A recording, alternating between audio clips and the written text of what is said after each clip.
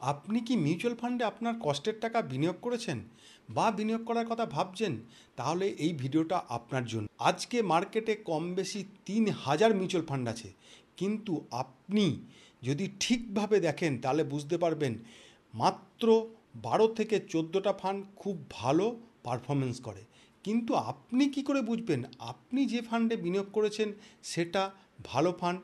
আপনি কি করে বুঝবেন আপনি যে ফান্ডে বিনিয়োগ করার কথা ভাবছেন সেটা ভবিষ্যতে ভালো রিটার্ন দেবে?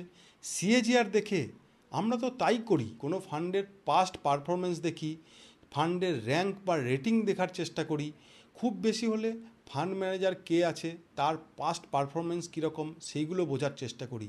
শুধু কি এইগুলো দেখে আপনারা 3000 ফান্ড থেকে টপ 10 বা 15 ফান্ড চয়েস করতে পারবেন?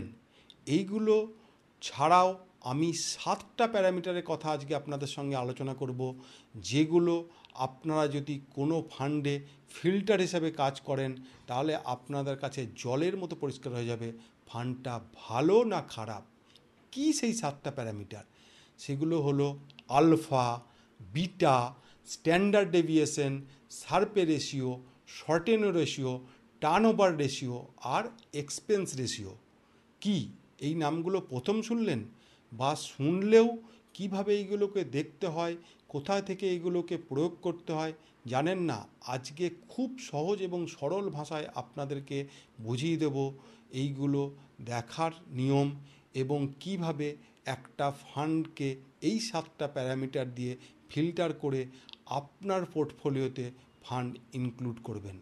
এবং এই 7টা প্যারামিটার দিয়ে আপনারা যদি আপনাদের নিজের পোর্টফোলিও নিজেই বানান, আমি গ্যারান্টি দিয়ে বলতে পারি বড় বড় মিউচুয়াল ফান্ড ডিস্ট্রিবিউটরও আপনার কাছে হার মানতে বাধ্য হবে। এবং আপনি যে পোর্টফোলিও তৈরি করবেন ভবিষ্যতে যত বড় ঝড়ই আসুক আপনার পোর্টফোলিওকে বিন্দুমাত্র নড়াতে পারবে না। আর শুধুমাত্র সিএজিআর দেখে, অন্যের পারফরমেন্স দেখে, অন্যের রিটার্ন দেখে লোভে পড়ে, সোশ্যাল মিডিয়া দেখে যদি মিউচুয়াল ফান্ডে বিনিয়োগ করেন তাহলে আপনার যে পোর্টফোলিও তৈরি হবে, যদি কোনো বড় ঝড় মার্কেটে আসে আপনার সেই পোর্টফোলিও তাসের ঘরের মতো ভেঙে পড়ে যাবে এবং আপনি বাধ্য হবেন আপনার কষ্টের টাকা লসে বের করে নিতে।